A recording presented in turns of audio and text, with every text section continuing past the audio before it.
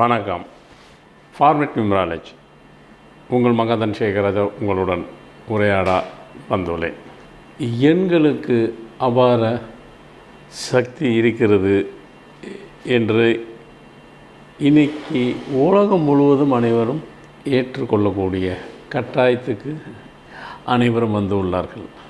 மேலை நாடுகளில் பார்த்திங்கன்னா அது அவர்கள் ஒரு சின்ன ஒரு பொழுதுபோக்கு கூட என்று வைத்துக்கொள்ளலாம். இந்த எண்கள் மூலயமாக என்ன அப்படின்னா, ஒரு நண்பர்கள் 4-5 பேர் சேர்ந்து கொள்வார்கள். ஒரு இடத்தில் இருந்து கொண்டு கார்கள்லாம் வந்து கொண்டு போயிட்டுருக்கும். தூரத்துலேருந்து வந்து ஒரு கார் வரும். இங்கே இருக்க 4-5 நண்பர்கள் அதை கூட்டிகிட்டு ஒரு நம்பர் சொல்லுவாங்க. அந்த நம்பர் கரெக்டாக இருந்துட்டால் அவர் வின் பண்ணிட்டார். உடனே ஒரு பாயிண்ட்டு போட்டுப்பாங்க. நான் அது எனக்கு ஒரு பாயிண்ட்டு இப்படியே சொல்லிவிட்டு ஒரு 2 ஓவர் 3 4 5 விளையாடுவாங்க. நான் ஜெயிச்சிட்டேன்பாங்க. ஒன்றும் தவறான விஷயம் இல்லை, நல்ல விஷயம் அது. அப்போ எண்கள் ஒரு மனிதனை எந்தளவுக்கு ஆட்கொள்ளுது. அப்படி உட்காந்துக்கிறவாங்க.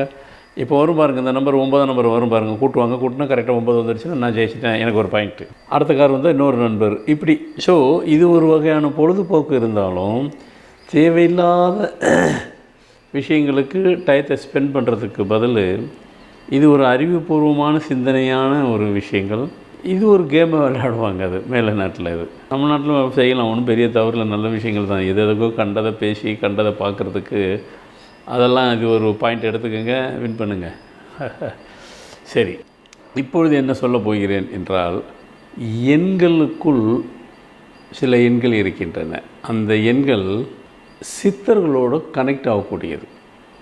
சில பிறந்த தேதி நான் சொல்கிறேன் பாருங்கள். அந்த தேதி சித்தர்கள் இவங்க இந்த பேரை மாற்றி அந்த பேரை எழுதிக்கிட்டே வராங்கன்னு வைங்க. ஒரு 6 மாதத்துக்குள்ளேயே சித்தர்கள் இவர்களிடம் தொடர்பு கொள்வார்கள். இன்னும் அதிசயமாக இருக்குது. ஒன்றும் பெரிய அதிசயம்லாம் இல்லை. சித்தர்கள் இப்பவும் வாழ்ந்து கொண்டு தான் இருக்கிறார்கள். நமது கண்ணுக்கு தான் அவர்கள் தெரிய மாட்டார்கள். ஆனால் தெரிய வேண்டிய ஆட்கள் கண்ணுகளுக்கு தெரிவார்கள். தெரிந்து கொண்டு தான் இருக்கிறார்கள்.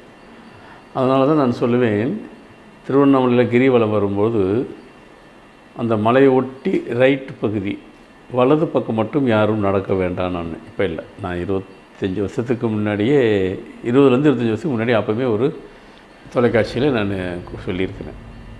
ஏனென்றால் அந்த பகுதி தான் மலையை ஒட்டின பகுதியில் தான் வந்து சித்தர்கள் நடமாட்டம் இருக்கும். நீங்கள் நினைப்பது போன்று சித்தர்கள் பின்னாடி தான் நம்ம பக்கத்தில் போனோம்னா பக்கத்தில் போகிறோம் அப்படிலாம் நினைக்காதீங்க. சித்தர்கள் ஒரு அவங்களுடைய ரேஸ் கதிர் ஒரு சில கிலோமீட்டர் டிஸ்டன்ஸில் கூட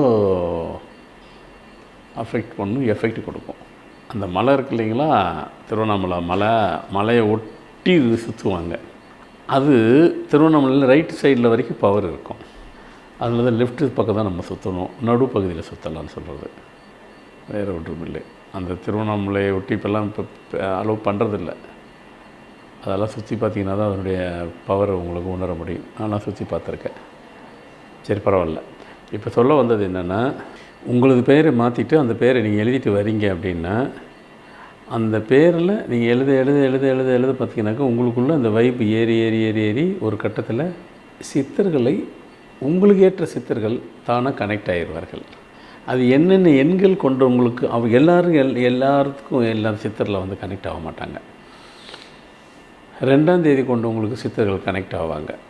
11ஆம் தேதி கொண்டவங்களுக்கு சித்தர்கள் கனெக்ட் ஆவாங்க. 4ஆம் தேதி கொண்டவங்களுக்கு சித்தர் கனெக்ட் ஆவாங்க.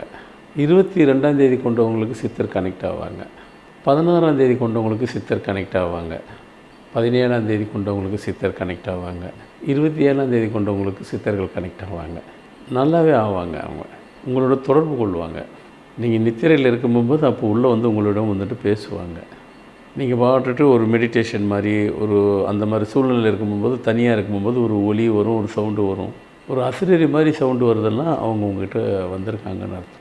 திடீர்னு சம்மந்தம் இல்லாமல் லைட்டே இருக்காது, அந்த இடத்துல வெளியே ஒலி மாதிரி வரும், அவங்க தான் அது. ஸோ அந்த மாதிரி ஒரு பவர் வந்துட்டு இந்த தேதி கொண்டவங்களுக்கு உண்டு. இன்னும் நிறைய செய்திகளை அடுத்த முறை உங்களுக்கு புது தகவலோடு வந்து தொடர்பு கொண்டு பேச வருகிறேன். நன்றி, வணக்கம்.